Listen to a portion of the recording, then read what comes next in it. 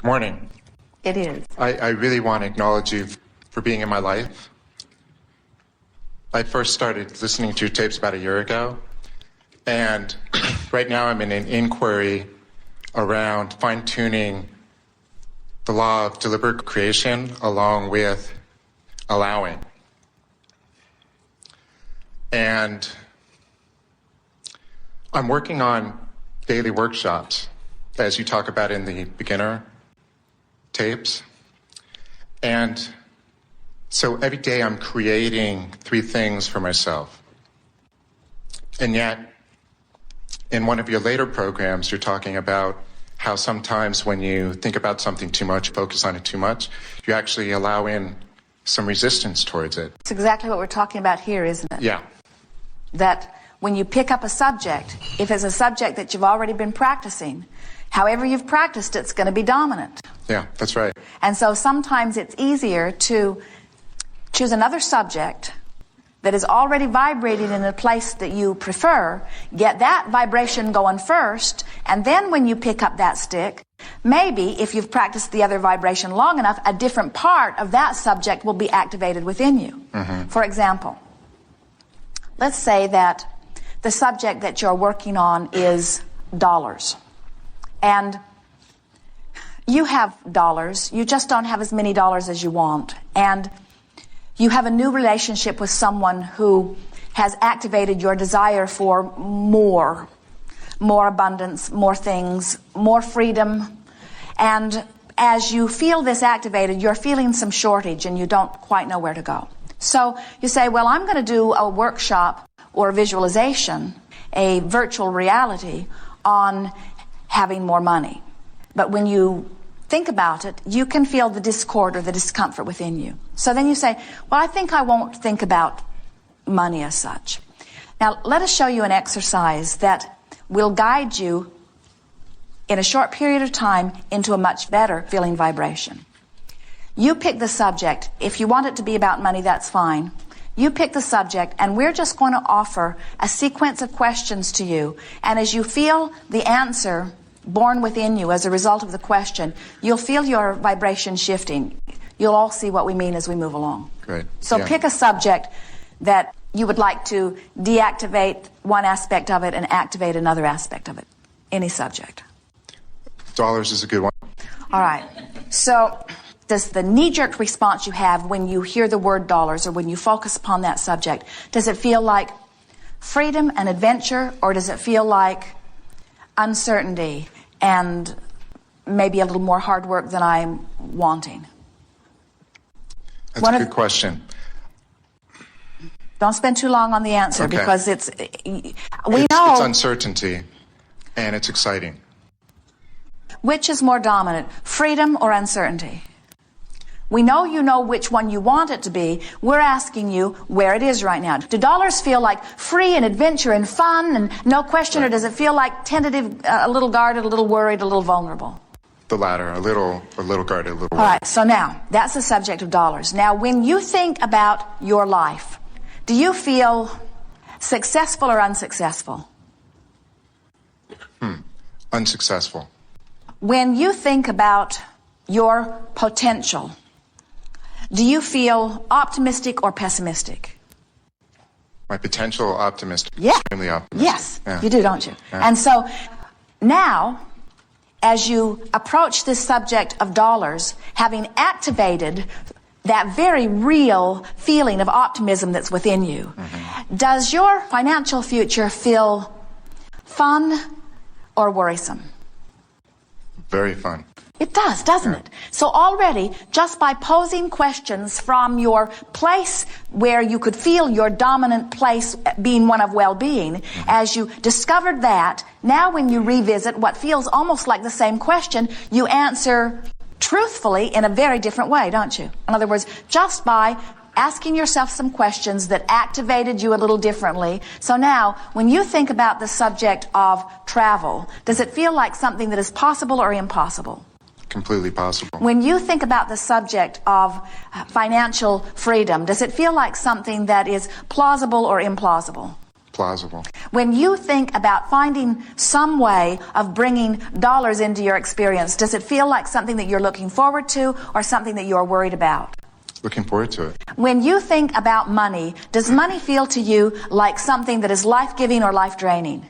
Life-giving. It is. Yeah. What you are speaking and what you are feeling absolutely is accurate. In other words, just in that little short period of time, by making a decision, now we helped out because we asked questions. We knew the answers to the questions before we asked them, but so do you. In other words, you know when you think of this friend that it's going to make your heart sing, and when you think of this friend, it's going to evoke worry.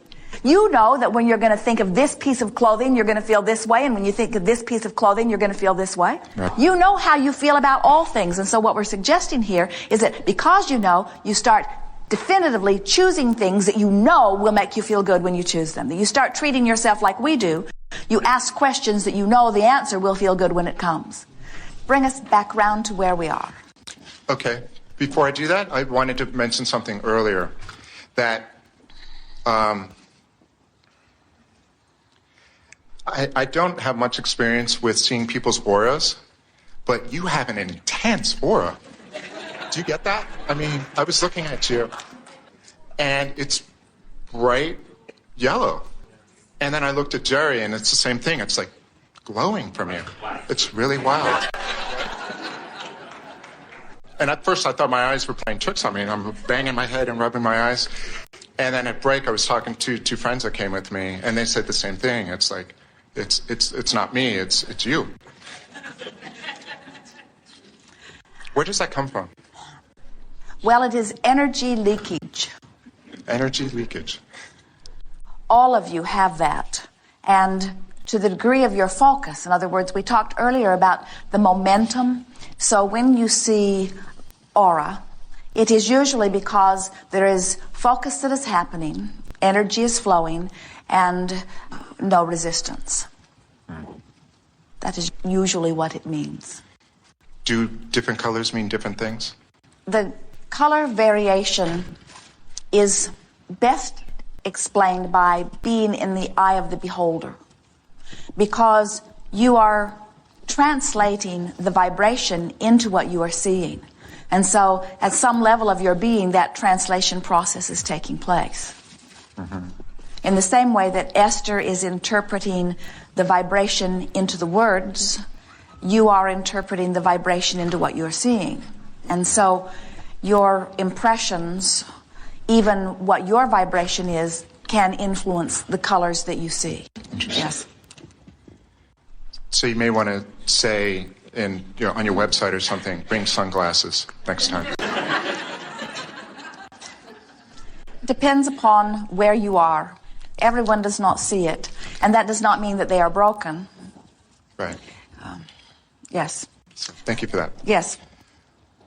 So what we were talking about before, the way I interpreted it was to ask myself powerful questions around dollars and what it means for me. But what we are talking about is you do not necessarily want to go to the subject of your greatest concern and begin asking yourself questions, mm-hmm.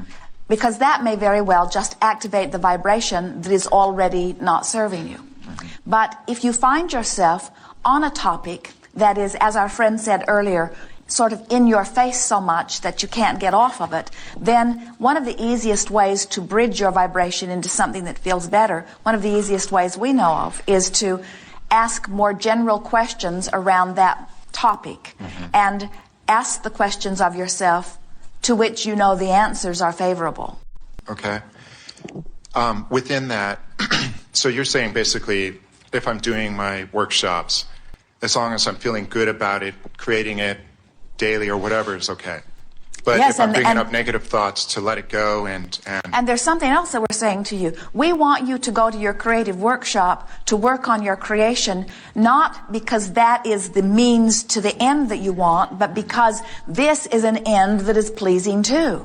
In other words, we want you to mold your mind in your workshop because that feels really good. It's a wonderful use of time. Yeah. Yeah.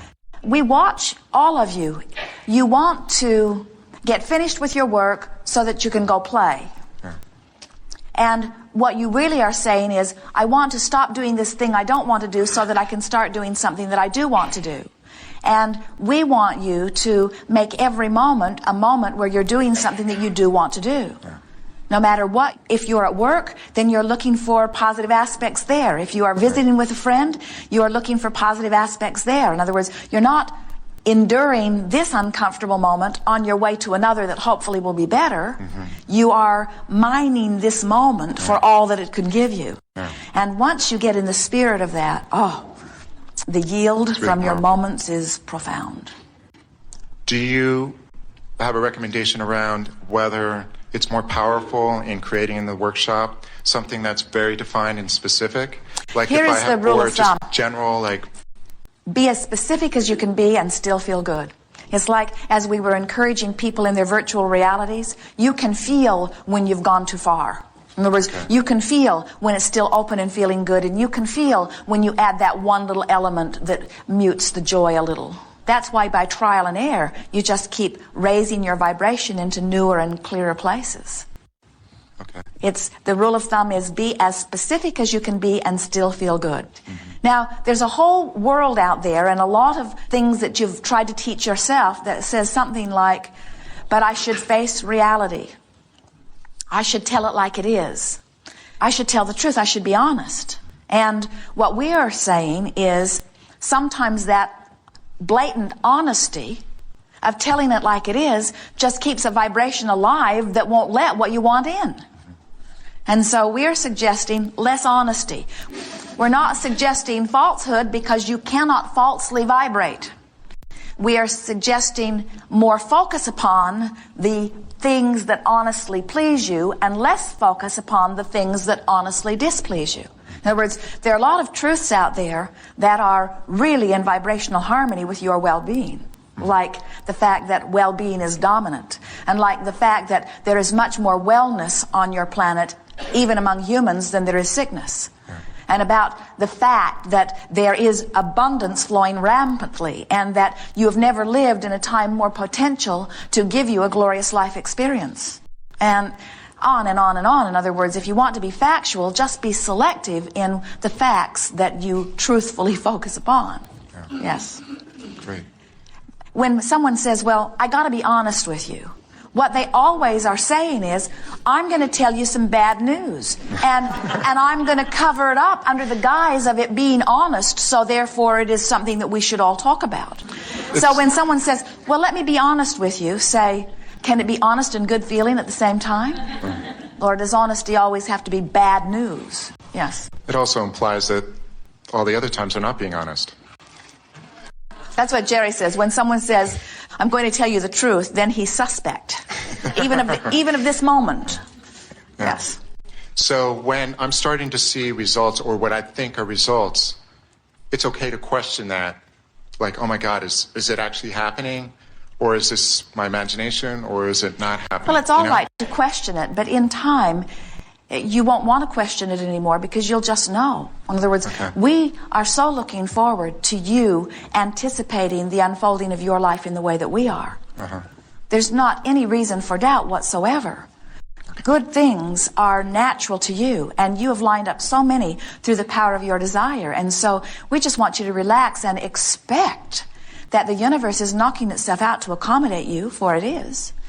And yet physical beings who have forgotten about this energy flow and are not really paying too much attention to the way they feel, begin to notice that when they see that and they feel good, then they say, yes, more of that. But when they see that and they feel bad, they say, oh, let's have less of that. And then they begin wanting to do the impossible, which is to control the conditions so that all they're left are with conditions that feel good. And it gives them this distorted view that there's this bad stream out there that could assert itself in some way, and that there might be a good stream out there that could assert itself, but who knows which one it will be, and dare I even trust that good would befall me when there is so many streams of bad. And we say, where do you guys get this stuff? There is not a stream of bad. There's just you not letting in the good that would be there if you weren't doing that thing. In other words, when you do that thing that doesn't let it in, which is always accompanied by negative emotion, then it can't come in. But if you're not doing that thing, it's coming in.